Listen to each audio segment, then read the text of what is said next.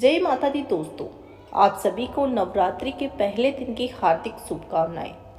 ये नवरात्रि के 9 दिन भक्ति और साधना के लिए सबसे पवित्र दिन माने गए हैं।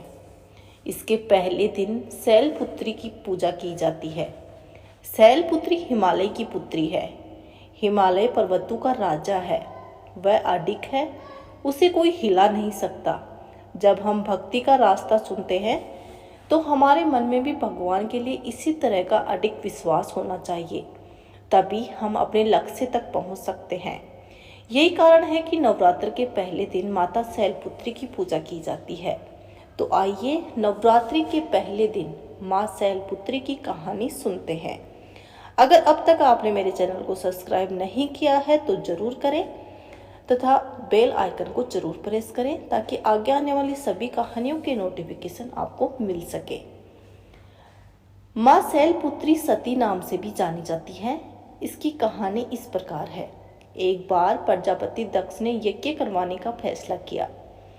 इसके लिए उन्होंने सभी देव देवताओं को निमंत्रण भेजा, लेकिन भगवान शिव को निमंत्रण नहीं भेजा। देवी सती भली भांति जानती थी कि उनके पास निमंत्रण आएगा, लेकिन ऐसा नहीं हुआ। वो उस यज्ञ में जाने के लिए बेचैन थी, लेकिन भगवान शिव ने माता सती को मना कर दिया कि वो यज्ञ में ना जाए। उन्होंने कहा कि यज्ञ में जाने के लिए उनके पास कोई भी निमंत्रण नहीं आया है और बिना निमंत्रण के यज्ञ में जाना उनके लिए उचित नहीं होगा। पर सती नहीं मानी और बार बार भगवान शिव से यज्ञ में जाने का आग्रह करती रही।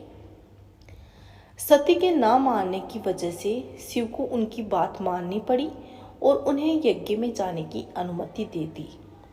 सती जब अपने पिता प्रजापति दक्ष के यहाँ पहुंची तो माँ सती ने देखा कि कोई भी उनसे आदर और प्रेम के साथ बातचीत नहीं कर रहा है।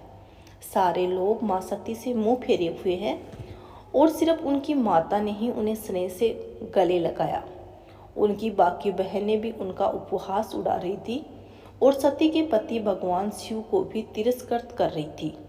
स्वयं दक्ष ने भी भगवान शंकर को अपमान करने का कोई भी मौका नहीं छोड़ा और भगवान शंकर के प्रति अपमानजनक शब्द कहे।